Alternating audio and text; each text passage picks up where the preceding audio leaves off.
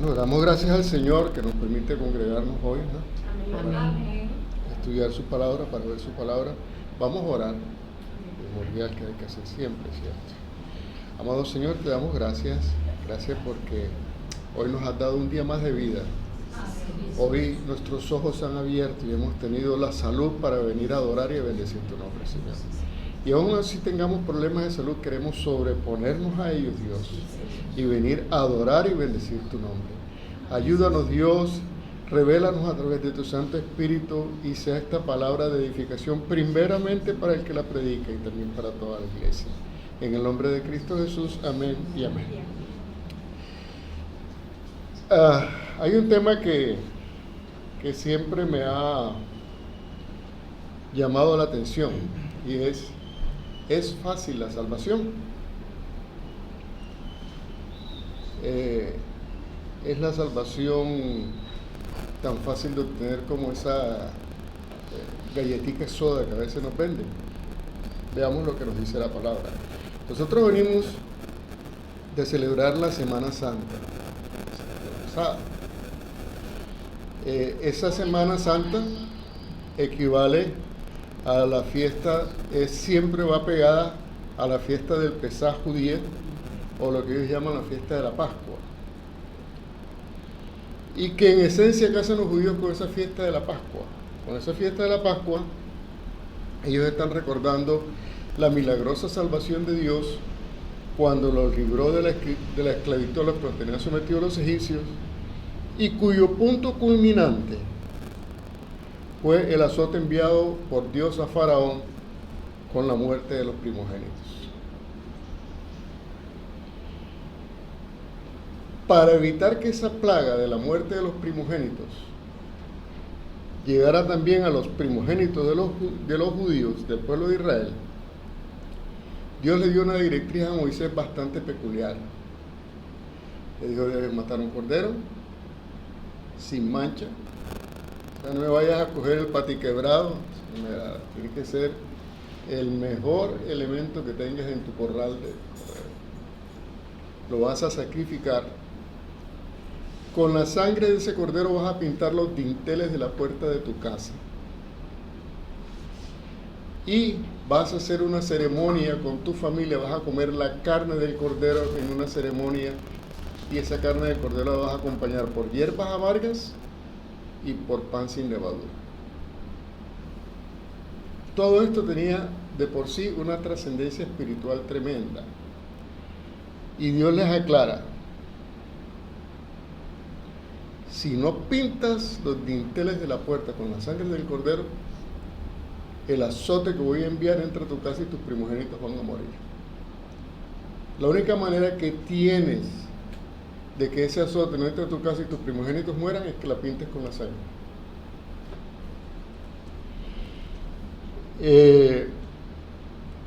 Eso es muy diciente, ¿no?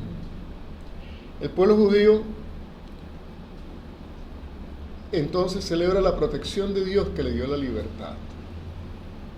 Yo creo que ningún pueblo ha sido tan amenazado a lo largo de toda su historia como el pueblo judío.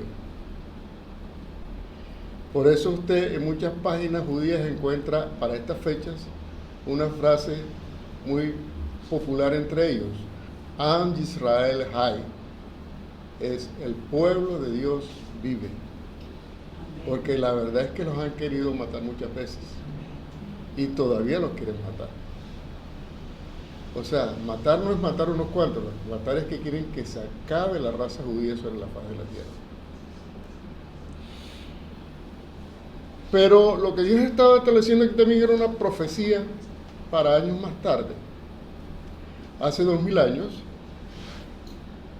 se celebraría una Pascua especial en el cual el más puro cordero, un cordero sin mancha ni pecado, daría su vida no para librar a la humanidad de una esclavitud física, sino lo más importante, para librar a la humanidad de la esclavitud moral, del pecado y de la muerte.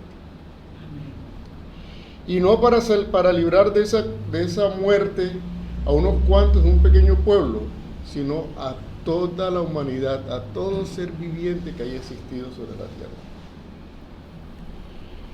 De manera que entonces ese cordero sin mancha es sacrificado, y durante ese sacrificio Él lleva sobre sí las culpas de toda la humanidad, para que nuestros pecados fuesen perdonados. Y de la manera que Adán trajo la muerte a la humanidad, este postrer Adán, como dice Pablo, nos trajo la salvación. Ahora, ¿cómo se da este proceso de limpieza de nuestros pecados y de ese nuevo nacimiento que tanto dijo Jesús? Romanos 1:17 nos dice algo. Romanos 1, capítulo 1, verso 17, dice un versículo que ha sido la base, mal entendido, digo yo, del evangelio galleta de soda, del evangelio fácil, chévere. Dice, porque en el evangelio la justicia de Dios se revela por fe y para fe, como está escrito, mas el justo por la fe vivirá. Pero esta frase trae detrás de bambalinas muchas cosas que a veces no podemos mirar porque nada más vemos la frase pero no vemos el contexto. Entonces con frecuencia leemos esta frase y entendemos que la salvación se limita a un simple acto de fe. Confieso, bla, bla, bla, bla, bla, bla, bla, ya, soy salvo. Para entender el evangelio que Dios nos revela a través de Pablo, debemos tener claro cómo es el concepto de salvación dentro del judaísmo del cual proviene Pablo.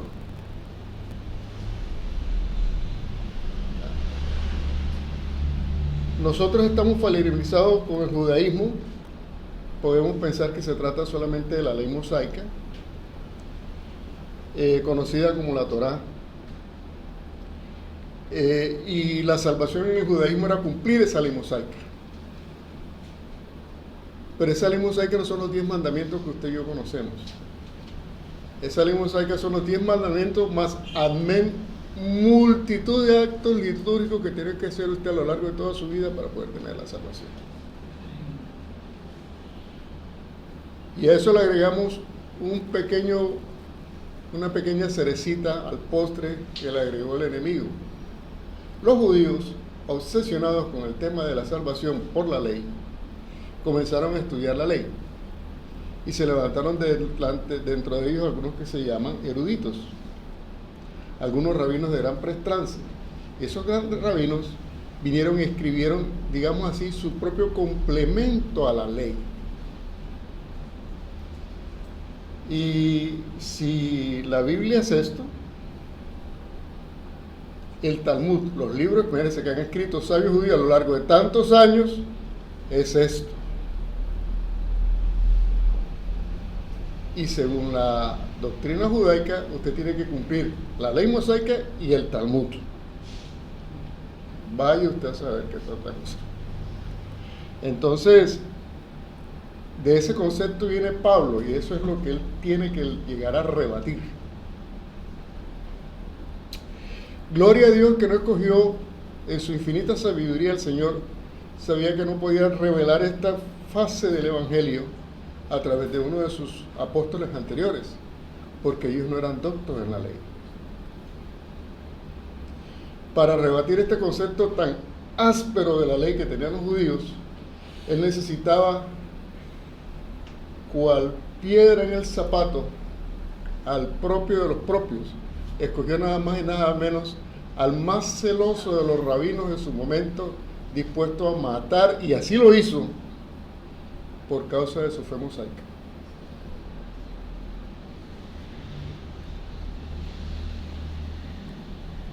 Ese rabino, llamado Saulo de Tarso, nos dice, por ejemplo, que él es judío de judíos, fariseo de fariseos, enseñado a los pies de Gamaliel.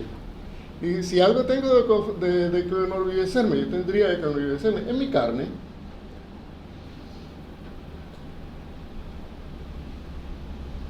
Es tan importante el papel de Pablo en los primeros momentos de la iglesia. y te estoy hablando cuando él todavía era un rabino, que cuando matan a Esteban, el primer mártir de la iglesia, traen las ropas ensangrentadas de Esteban y las ponen a los pies de Saulo, como quien dice: maestro, aquí está la sangre del maldito, calma tu ira, Señor, ya no existe, ya lo matamos. Era tal el respeto que la sociedad judía tenía por Pablo.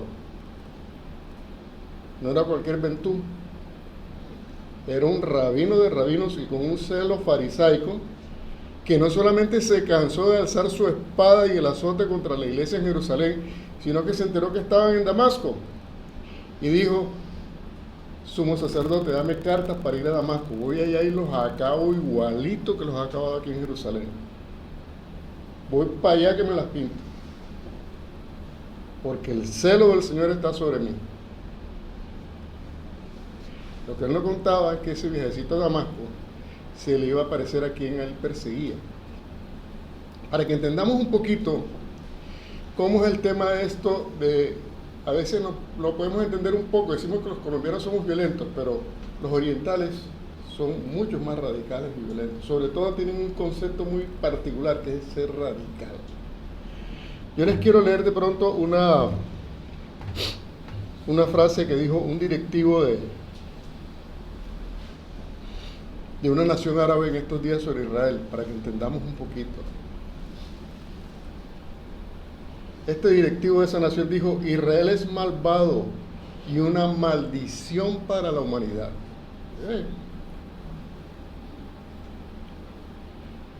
Y terminó: espero y rezo para que las personas que crearon este estado canceroso en tierra palestina para deshacerse de los judíos europeos ardan en el infierno. No le estoy hablando del siglo XVIII, del siglo XIX, le digo de hace 2 días. Y no cualquier ventú, un altísimo directivo de una nación islámica. Ese es el tipo de sectarismo que ellos manejan, los orientales. Ahora imagínese usted que este hombre, igual el celo que Pablo tenía contra los cristianos, igualito, no tiene la misma cosa. Ese cáncer de esos cristianos yo lo voy a extirpar, lo voy a acabar. Hágase de cuenta que este hombre, pasado mañana, llama al gran rabino de Jerusalén y le dice: estoy arrepentido, quiero ser judío.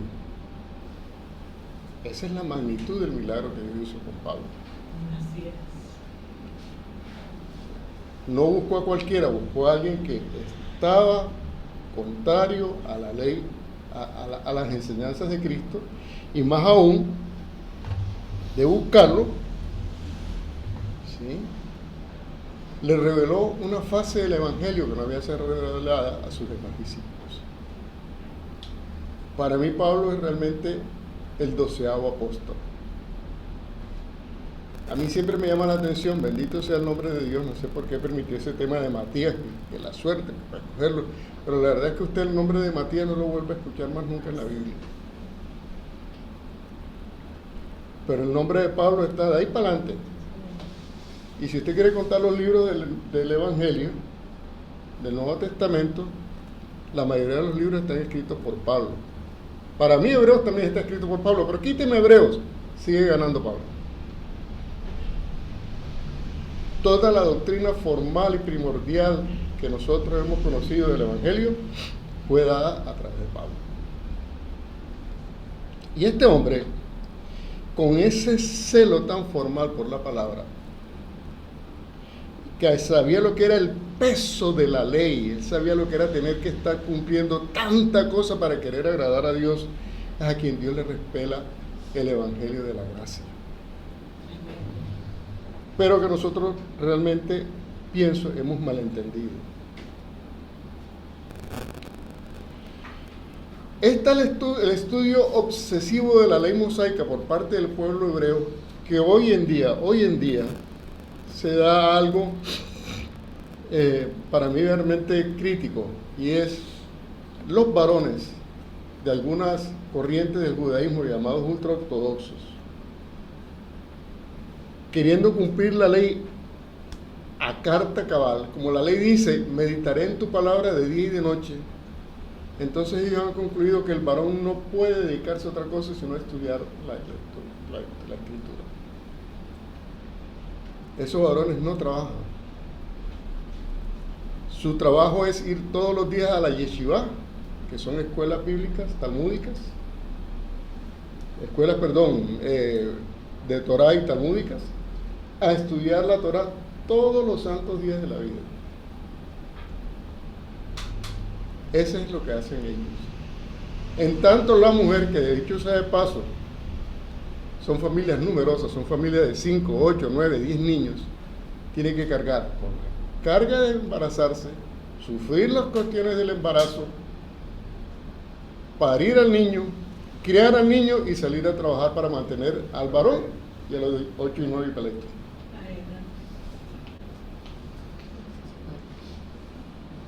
Terrible me parece. O sea, un concepto de la ley que tergiversa todo. Es claro que el hombre es el que tiene que salir a buscar el sustento para su familia. ¿De dónde van a sacar semejante? Y eso lo practican hoy, en este momento. Muchos, millones de judíos en Israel lo practican. Para que entendamos ese concepto que ellos tienen con el Talmud y la Torá, ¿no? Tienen claro entonces ellos que tienen que estar buscando cumplir la Torá y los 1000 libros del Talmud al pie de la letra para lograr ser salvos. Marcos 7, de los versos 6 al 9, Jesús le da un puntillazo a este tema, al tema de tanta ley, de tanto compromiso y de tanta obra. Marcos 7, del 6 al 9. Están criticando a Jesús porque sus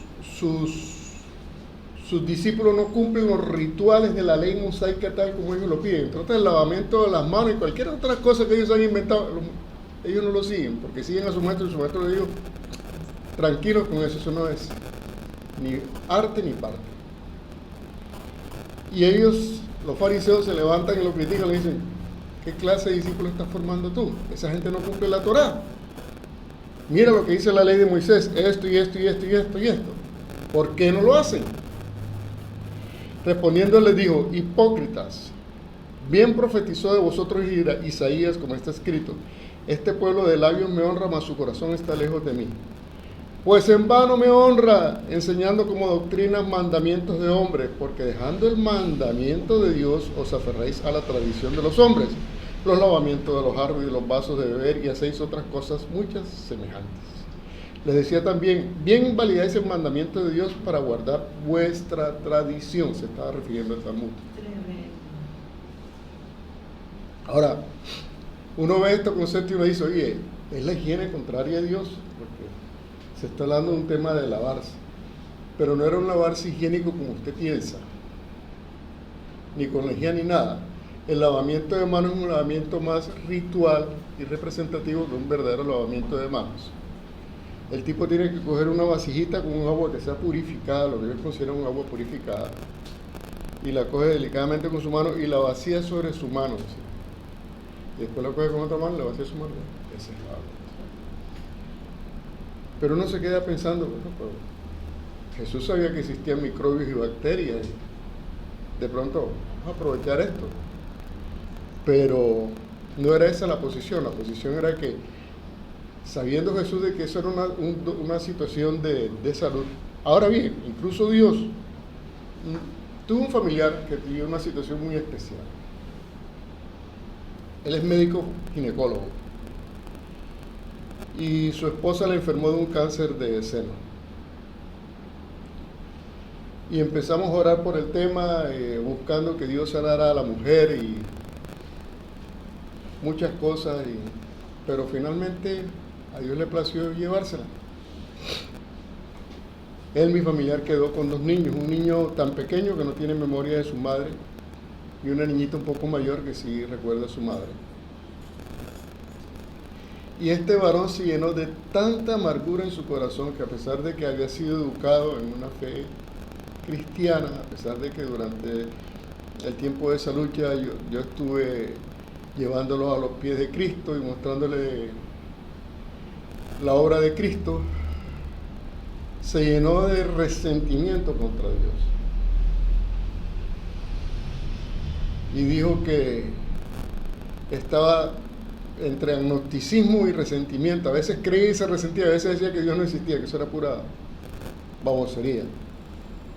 Pero sin embargo el Señor lo tocó en medio de su rebeldía y se le daba algunas veces por leer la Biblia. Y yo siempre digo que este hombre, contrario a nosotros con la gracia, lo convirtió la ley. ¿Por qué? Porque leyendo en la ley encontró que los nenes deben ser circuncidados a partir de un cierto día, una cierta etapa de su vida, y no podía ser antes. Y él, como médico, sabía que el nene en ese momento es que se podía hacer la cirugía sin poner en riesgo la salud del nene, porque si se hace antes hay que tener muchas asepsias. Hoy en día la hacen los niños con la cirugía en cualquier momento, pero contamos con infraestructura médica para ayudarlos a obviar los riesgos a los que se ponen por ser operados antes de ese tiempo, de esa etapa de desarrollo de su cuerpecito. Pero donde la ley de la Torá expone que el nene debe ser circuncidado, es cuando está precisamente en el momento que los médicos hoy en día han diagnosticado que el niño puede ser operado con menor riesgo. Él se quedó en una pieza y decía, es imposible que esta gente, estamos hablando de una ley escrita ¿cuántos años antes de Cristo? No sé, 900, 1000 años, supiese algo de esto. Esto es de Dios. Donde no lo hubieran hecho así, la población israelí no hubiera quebrado, porque muchos de sus varones iban a morir por un mal procedimiento. Sin embargo, Dios en su sabiduría les dijo, ojo, la ley es esta, el niño a partir de tal día es que debe ser circuncidado, no antes. De manera que ese es el tema de la ley. Ahora bien, este es el contexto de donde viene Pablo, esa pesada carga de ley de Talmud, de ley de Torá. Y otra cosa más aún, de la que ellos eran esclavos del odio religioso.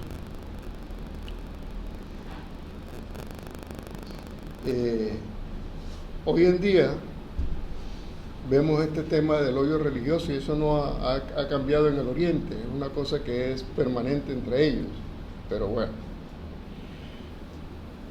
Como lo decíamos, todos los apóstoles eran hombres sin estudios teológicos, pero el verdadero reemplazo de Judas fue Pablo, y este es un teólogo consumado. Filipenses 3, del 4 al 7, nos habla de él de la siguiente manera. Filipenses 3, del 4 al 7.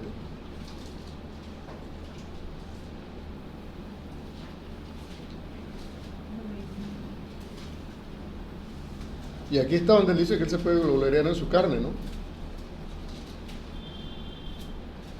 3 del 4 al 7 dice en el 4, aunque yo tengo también de qué confiar en la carne, si alguno piensa que tiene de qué confiar en la carne, yo más, circuncidado al 8º día, del linaje de Israel, de la tribu de Benjamín, hebreo de hebreos en cuanto a la ley, fariseo en cuanto a celo, perseguidor de la iglesia en cuanto a la justicia que es en ley, irreprensible.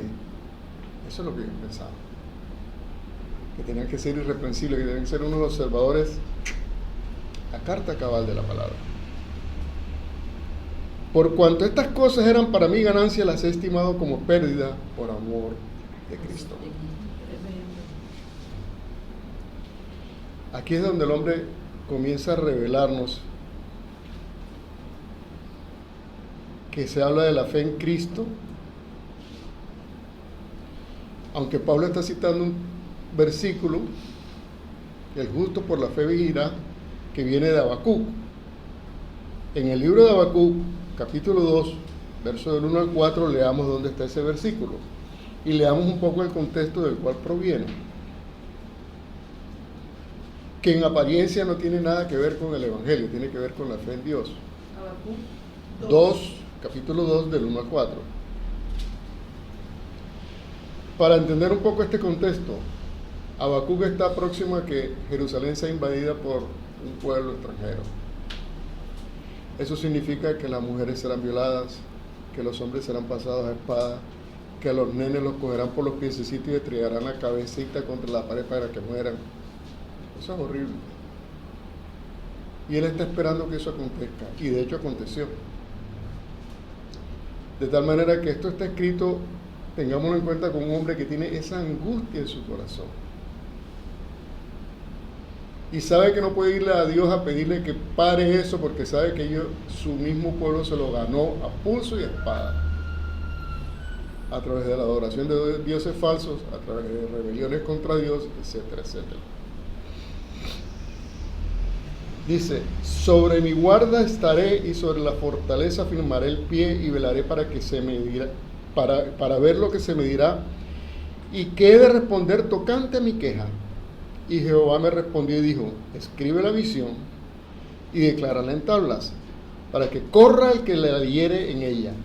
Aunque la visión tardara, aún por un tiempo, más se apresura hasta el fin y no mentirá. Aunque tardare, espéralo, porque sin duda vendrá y no tardará. No es mucho, pero eso es lo que le da, ¿no? Lo que dije se va a hacer. Pero dice, he aquí que aquel cuya alma no es recta se enorgullece, mas el justo por su fe vivirá. Mas el justo por su fe vivirá. Y este es el verso que el Señor trae al corazón de Pablo cuando estaba meditando en estos temas de la ley. Entonces claramente es la fe en Dios. Ahora una cosa es conocer a Dios y otra cosa muy distinta es tener fe en Él. El diablo conoce a Dios. Y la palabra dice que Satanás habla todos los días con Dios. Porque la palabra dice que tenemos un adversario que nos acusa delante de Dios. O sea, todos los días está yendo de mira a Ramón, ¿ve? Allá predicando en tu iglesia y ayer cogió rabia. ¿Así? Mira, hipócrita ese. Mándamelo al infierno, pero ya, rapidito, un infarto y ya acá lo recibo. Le tengo ya el sancocho listo para ponerlo ahí. Todos los días va. Y constantemente está ahí acusándonos. La palabra lo llama el acusador. Pero tenemos un abogado delante del Padre, que es Jesús, quien dice, no le valga sus pecados, porque yo morí por él. Entonces el tema es, ¿cómo agradamos a Dios? El Salmo 51, del 15 al 17, dice, Salmo 51, del 15 al 17, dice, Señor, abre mis labios y publicará mi boca tu alabanza, porque no quieres sacrificio que yo lo daría, no quieres holocausto. Los sacrificios de Dios son el espíritu quebrantado, al corazón contrito y humillado no despreciarás tú, oh Dios. Entonces aquí tenemos una de las claves que Dios revela para realmente ser acepto delante de Él. Un corazón contrito y humillado.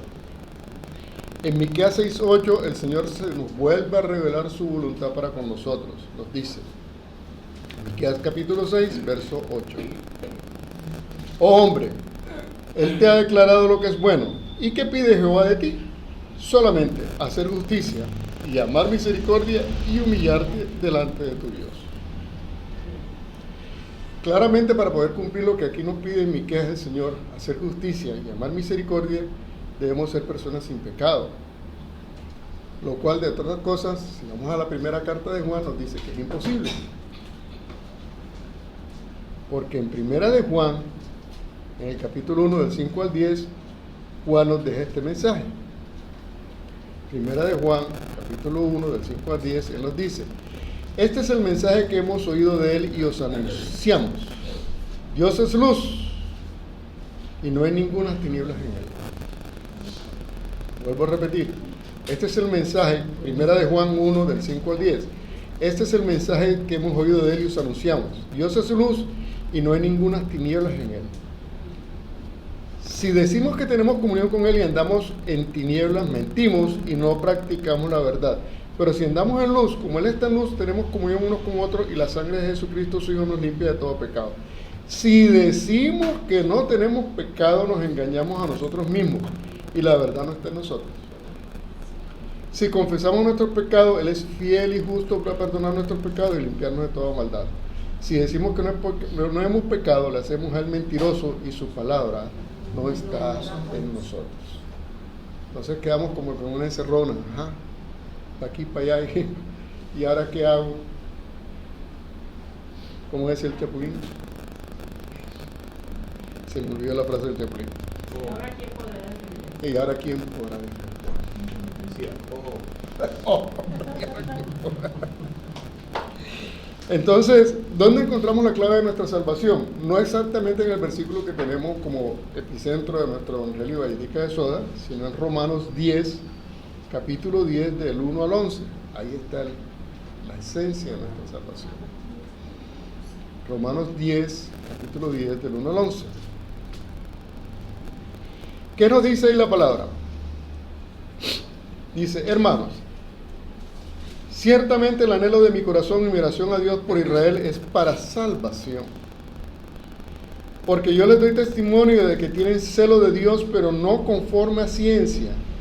Porque ignorando la justicia de Dios y procurando establecer la suya propia, no se han sujetado a la justicia de Dios.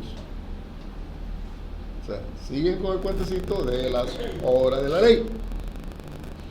Porque el fin de la ley es Cristo, Amén. para justicia a todo aquel que cree. Porque de la justicia que es por la ley Moisés escribe así: el hombre que haga estas cosas vivirá por ellas. Pero la justicia que es por la fe dice así: no digas en tu corazón, ¿quién subirá al cielo? Esto es para traer abajo a Cristo. ¿O quién descenderá al abismo? Esto es para hacer subir a Cristo entre los muertos. Más que dice: cerca de ti está la palabra en tu boca y en tu corazón. Esta es la palabra de fe que predicamos. Que si confesares con tu boca que Jesús es el Señor y creyeres en tu corazón que Dios lo levantó de los muertos, serás salvo. Porque con el corazón se cree para justicia, pero con la boca se confiesa para salvación. Pues la Escritura dice: todo aquel que en él creyere no será avergonzado. Entonces, con base en el primer versículo que estudiamos, los cristianos estamos convencidos del facilismo de la salvación. Pero con base en estos versículos complementarios de Pablo, nos dice algo muy distinto, ¿no? Aquí él nos está diciendo que esto puede ser cierto en personas moribundas. Si usted tiene una persona que está muriendo, lo puede llevar a hacer la oración de fe. Y como dice Pablo, salvado como la yesca, o sea, casi que la candela lo coge, pero se salva. Pero si usted no está en esa condición, nosotros tenemos que hacer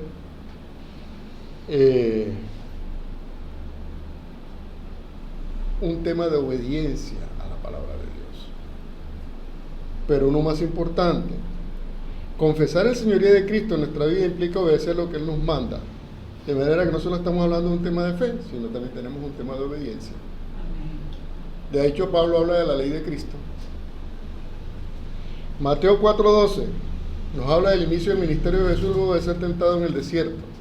Mateo 4:12. ¿Qué nos dice la palabra del 12 al 17?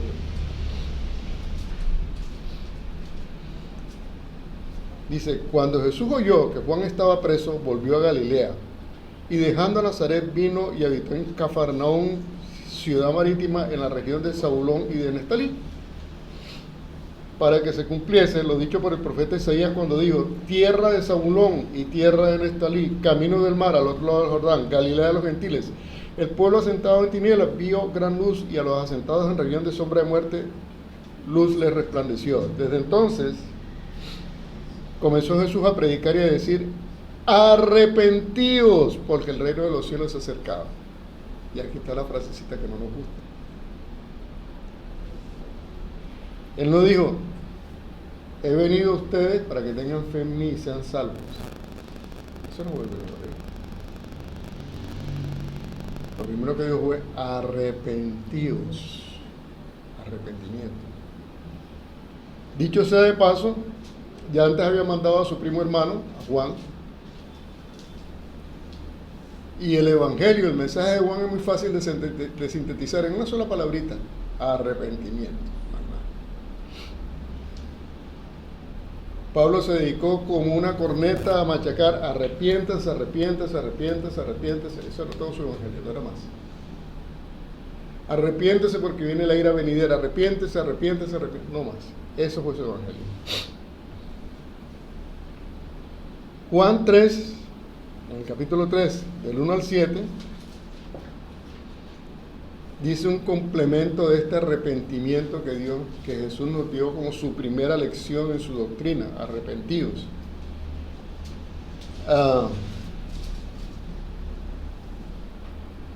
En este segmento, un hombre del establishment judío de ese momento, así como usted ve hoy que en Irán gobierna una junta de ayatolás en estas iglesias, en estas naciones religiosas,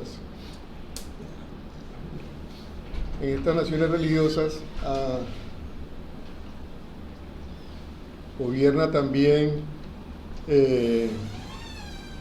gobernaba una junta religiosa, se llamaba Sanedrín. ¿Sí? Entonces no solamente estaba el sumo sacerdote, sino que tras el sumo sacerdote estaba el Sanedrín. Y en este Sanedrín, obviamente no estaba cualquier aparecido. Los rabinos que hacían parte del Sanedrín era, por favor, la crema y nata del fariseísmo y de los saduceos, que eran los que gobernaban en ese momento. Y este hombre Nicodemo era un miembro del Sanedrín, un maestro de maestros sobre Israel. Y pongan atención a esto, que él se acerca a Jesús y le dice, verso 1, hay un hombre de los fariseos que se llamaba Nicodemo, un principal entre los judíos, lo dejan claro. Por supuesto, este vino de noche a Jesús en el escondido y le dijo, Rabí, sabemos que has venido de Dios como maestro, porque nadie puede hacer estas señales que tú haces si no está Dios con él. O sea, él, un rabino, le dijo, oye Jesús, lo trató con todo el respeto, le dijo, Rabí, maestro. Y observe usted que cuando Jesús le responde, no le dice, oh sí, rabino Nicodemo, ¿no? Le dice, Nicodemo. O sea, deja claro cómo estamos aquí. Yo soy el verdadero maestro y tú eres mi discípulo. Respondió, le dijo, de cierto te digo, que el que no naciere de nuevo no puede ver el reino de Dios. Nicodemo le dijo, ¿cómo puede un hombre nacer siendo viejo? ¿Puede acaso entrar por segunda vez en el vientre de su madre y nacer? Respondiendo Jesús le dijo, de cierto te digo, que el que no naciere de agua y del Espíritu no puede entrar en el reino de Dios. Lo que es nacido de la carne, carne es, y lo que es nacido del Espíritu, Espíritu es. No te maravilles que te dije, os es necesario nacer de nuevo. Nacer de nuevo implica un cambio, y ese cambio conlleva arrepentimiento. No le busque 3 patas al gato que tiene 4. Primera de Pedro, en el capítulo 4, de los versos 2 al 19, Primera de Pedro, capítulo 4, del verso 2 al 19, nos dice sobre este tema epicentro de la enseñanza, que es ¿qué tan fácil es ser salvo? 4, del 2 al 19. ¿Es galletica de soda? Vamos a ver qué tan galletica de soda es. Amados, no os sorprendáis del fuego de prueba que se ha sobrevenido como si alguna cosa extraña os aconteciese.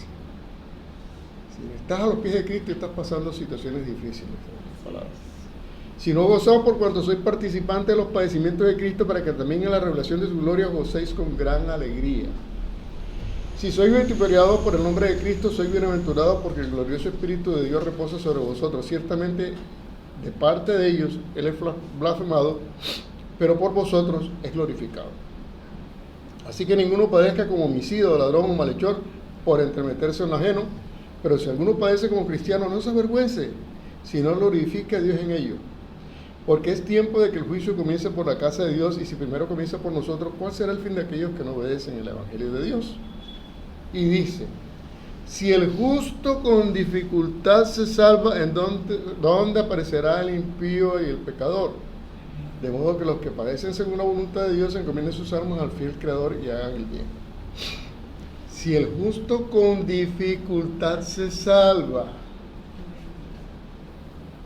Ahora bien, hasta aquí hemos escuchado palabras de Pablo y ahora palabras dichas a través de Pedro.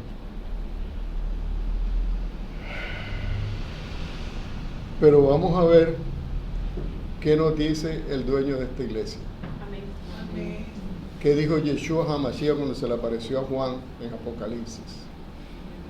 Hizo varias revelaciones donde da un mensaje muy distinto a este concepto errado que nosotros tenemos.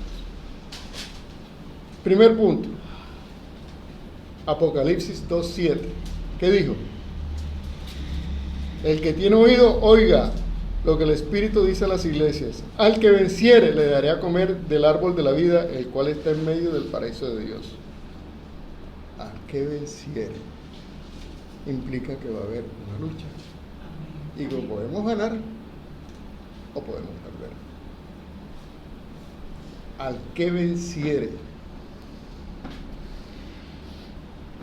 Más tarde, dice en Apocalipsis 2, verso 11, el que tiene oído, oiga lo que el Espíritu dice a las iglesias. El que venciere no sufrirá daño de la segunda muerte. Insiste en el tema. Vas a tener una lucha. Ya yo hice mi parte. Yo puse la piedra angular sobre la cual está tu salvación, que fue mi sacrificio en la cruz. Pero tú tienes una lucha y la tienes que ganar. Ahora más adelante le explica algunos de esos temas con los que hay que vencer. Por ejemplo, en Apocalipsis 2:10 nos explica un poco de qué tipo de luchas están hablando. Algunas son internas, otras son externas, como persecuciones. Dice, no temas en nada lo que vas a padecer. Está hablando de luchas externas. Y aquí el diablo echará a alguno de vosotros en la cárcel para que seáis probados y tendréis tribulación por 10 días. Sé fiel hasta la muerte y yo te daré la corona de la vida. Y usted dirá, ay hermano, pero eso era en esa época. Hoy en día estamos chéveres. Yo le invito a que busque portales de noticias cristianas verídicas y se entere lo que le está pasando a sus hermanos alrededor del mundo. Se entere que hace unos pocos días mataron a más de 100 cristianos en Nigeria. Que hay una secta musulmana recorriendo las estepas de África, no recuerdo ahora mismo el nombre de ellos, armados de fusiles hasta los dientes, y donde encuentren pastores cristianos les van dando bala. Y usted dirá, eso es por allá. Le tengo otra mala noticia. Aquí al noreste de este país, en nuestra frontera, habían células yihadistas hasta hace poquito, hasta enero 1, por razones de público conocimiento. Pero hasta hace poquito, ahí teníamos células yihadistas. Le tengo otra peor. En el cono sur de nuestro continente, habían células yihadistas también ancladas que hicieron unos atentados bien terribles en una de las naciones del sur. Y de hecho su presidente en estos días los expulsó. Digo, dejemos la hipocresía y el cuento. Se me van de aquí, fuera de mi país.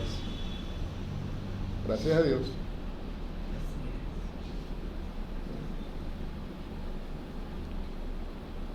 He ido varias veces en algunas de las poblaciones, sobre todo del lado de Malambo, y me llama la atención que veo a muchas mujeres con la tradicional yihad. No sé cómo se llama eso, la hijab. Que son importadas.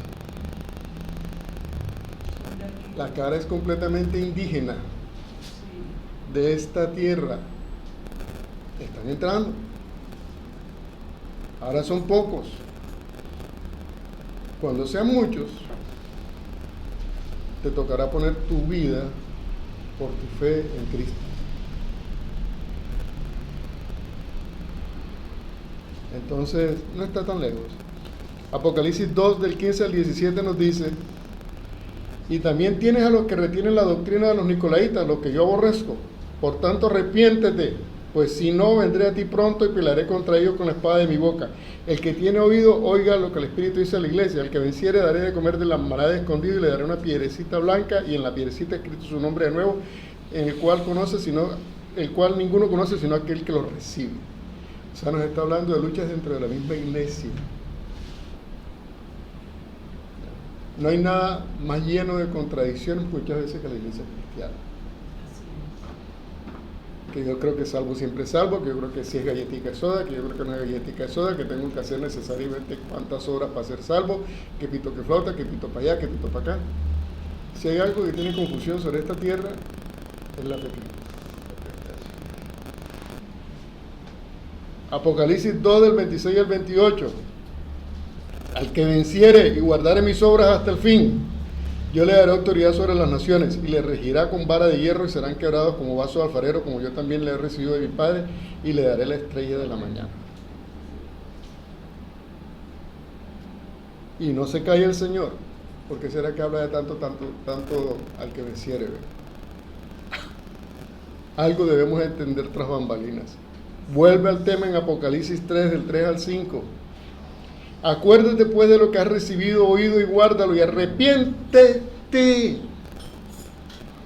Pues si no velas, vendré por de ti como ladrón, y no sabrás a qué hora vendré sobre ti. ¿Quién sabe el momento de morirse?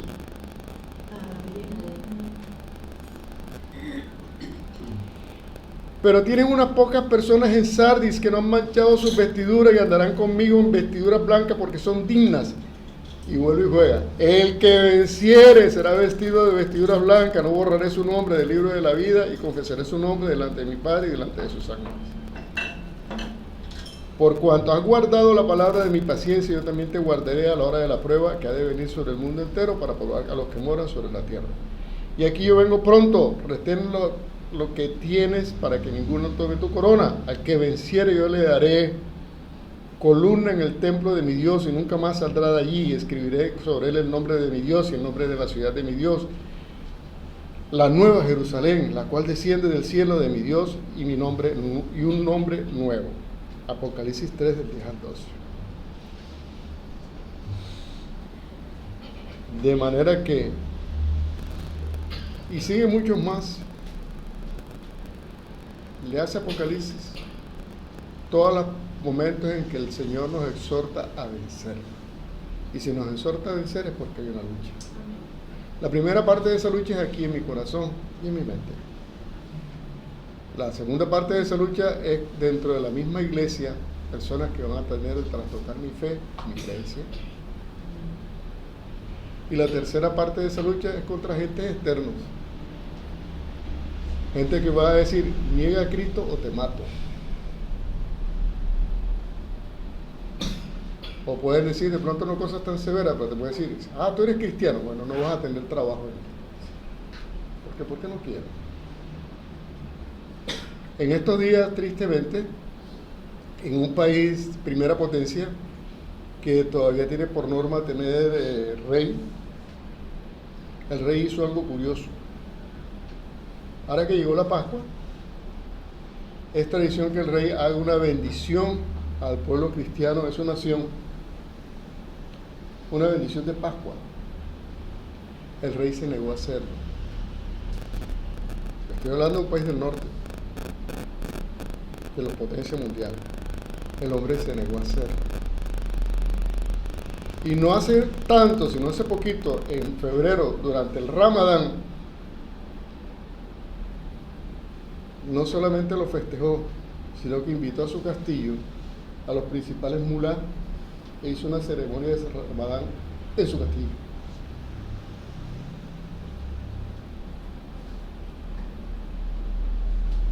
Al que tiene oídos, vea los tiempos y póngase a leer. Que eso está bien, que yo también soy antisemita. Bueno, si usted es antisemita, yo le tengo una mala historia. Usted está en una iglesia que es de un judío. ¿Cómo me va a decir usted eso? Aquí no somos judíos. Qué pena contradecirlo, pero sí. El jefe de nuestra iglesia es un judío. Su nombre es Yeshua Ben Joshef. ¿Y ese quién es? Pues uno que cuando subió al cielo ahora se llama Yeshua Mesías. Y usted, a través de nuestra tradición occidental, lo conoce como Jesús el Cristo. Ah, hermano Ramón, usted está equivocado. Jesús no era ningún judío, él lo odiaba al judaísmo y los reprendía y a los fariseos. No, señor, él no odiaba al judaísmo. Él dijo claramente, yo vengo a cumplir completamente la ley. Si alguien va a cumplir la ley, soy yo. Así es. Él odiaba a los que malinterpretaban la ley y la hacían de mala manera. Es más, ya lo vimos ahora cuando él habló con un Nicodemo lo llama rabí. Y él no dijo, no me llame rabí. Yo no, lo aceptó y yo, sí señor, razón tienes, Nico, yo soy tu maestro de la palabra. Así que le tengo esa mala noticia. Aquí tenemos un judío por jefe de esta casa. Amén. Amén. Bien, un dolor santo. Mi pastor Wilkerson dejó esta enseñanza, que fue parte de lo que me llevó a este estudio sobre la fragilidad de ese evangelio que pensamos que es fácil. Cita el primero, segunda de Corintios del 7 al 10, segunda de Corintios del 7 al 10, y dice, porque la tristeza que es según Dios produce arrepentimiento para salvación, de que no hay que arrepentirse, pero la tristeza del mundo produce muerte. Segunda de Corintios del 7 al 10. 7, verso 10. 7, verso 10. Y dice el pastor, al leer este pasaje me encontré examinando mi propio ministerio y preguntándome, ¿he acortado yo el evangelio de Jesús que predico? ¿El evangelio del arrepentimiento? ¿He en esencia recortado mi Biblia y eliminado el alto precio de seguir a Cristo? ¿He rebajado su estándar a decirle a las personas que simplemente crean y sean salvas como si no les costara nada? Hemos restado importancia a la convicción genuina por los pecados. Nos hemos apresurado a ofrecer la salvación a aquellos que no se han arrepentido realmente, que no se han lamentado por sus transgresiones. Estamos dando garantía a aquellos que han buscado la fe para que simplemente oculten sus deseos tras ella. Creo que la iglesia incluso ha despojado a la convicción de su emoción. Piénsenlo. ¿Cuántas veces han visto lágrimas en la mejilla de quienes se están salvando? Claro que sé que las lágrimas no salvan a nadie, pero Dios nos creó a todos humanos con sentimientos muy reales. Todo pecador, condenado al infierno, movido por el Espíritu Santo, siente naturalmente una profunda tristeza por la manera en que ha ofendido a su Señor. El apóstol Pablo sintió esa clase de tristeza piadosa cuando negó conocer a Jesús. De pronto le vino a la mente el recuerdo de lo que Jesús le había dicho, y el gallo cantó por segunda vez. Entonces Pedro se acordó de las palabras que Jesús le había dicho, antes que el gallo cante 2 veces, me negarás 3 veces, y pensando en esto, lloraba. Constantemente escuchamos exageraciones sobre la cantidad de personas que se convierten en Jesús a través de diversos ministerios. Los cristianos afirman que decenas de personas, cientos de personas se los salvaron mientras predicaban en prisiones, escuelas y otros lugares. Dice, todos los presentes entregaron su corazón a Jesús. Cuando terminé de predicar, todos se acercaron para ser salvos. Sospecho que con demasiada frecuencia lo que sucede es que lo que todos simplemente repiten es una oración. Oran lo que se les dice que oren y muchos no comprenden lo que dicen. Entonces, la mayoría regresa a sus costumbres paganas. Estas personas no han experimentado una profunda obra del Espíritu Santo. Como resultado, nunca se arrepienten, nunca se lamentan de sus pecados y nunca creen verdaderamente. Al esforzarnos para compartir el Evangelio, nos debemos ofrecer a los perdidos algo que Jesús nunca ofreció: salvación sin arrepentimiento.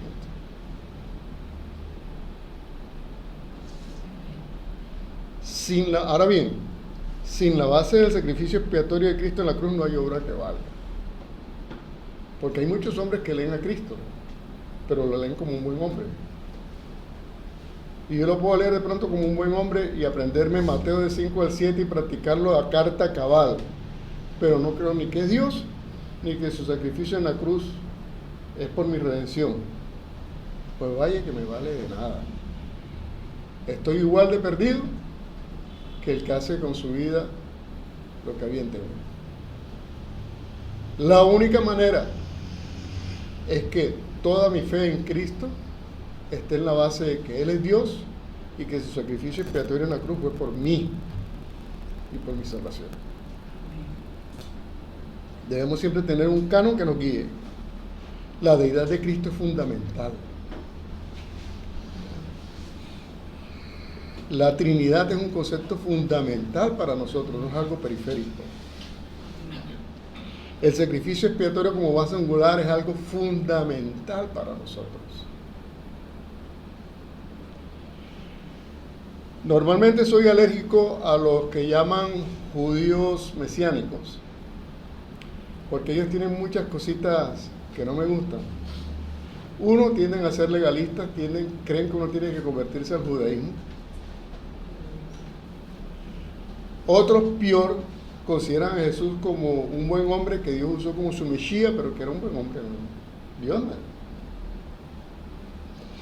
Pero en estos días tuve la fortuna de encontrarme en las redes a un muchacho, digo yo, como 40 y pico, pero él se llama Steven Arik Barrell, judío mesiánico.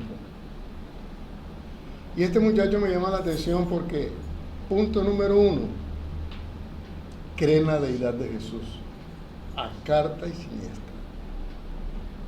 Cree en la Trinidad. Es más, dice, él como persona educada en Yeshiva y bien conocedor de la Escritura, dice, la Trinidad no tenemos por qué tratar de entenderla, simplemente tenemos que creerla.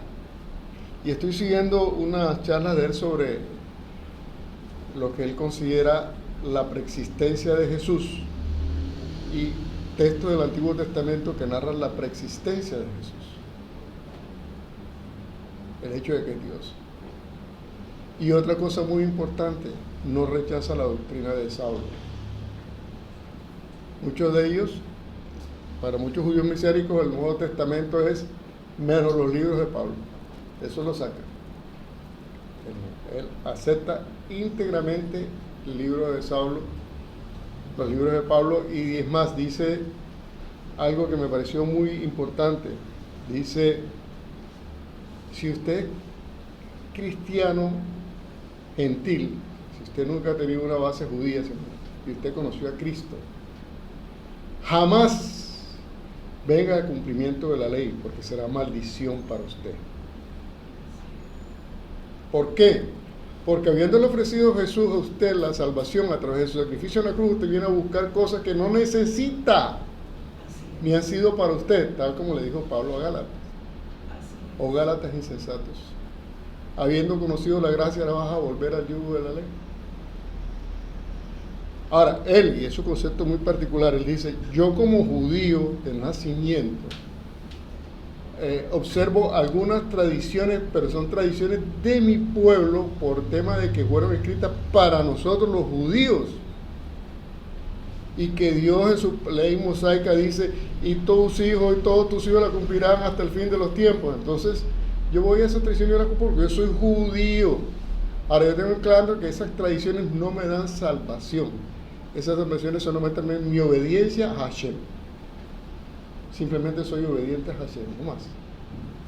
Pero mi salvación está en el sacrificio de mi Mesías en la cruz del Calvario, no más. ¿Okay? De manera que este es el tema que queremos reflexionar. Una salvación que, si bien es gratis porque no nos costó el sacrificio a nosotros en la cruz del Calvario, tiene un costo para nosotros el seguirla. Y Jesús lo repitió N,000 veces. Ninguno que no tome su cruz y me siga es digno de mí. Ninguno que no ponga su vida por mí es digno de mí. Ninguno que no deje a padre y madre por seguir a mí es digno de mí. Te encuentras N,000 momentos en que Jesús proclama que debemos seguirlo en medio de dificultades. Dios les bendiga. Dios les bendiga.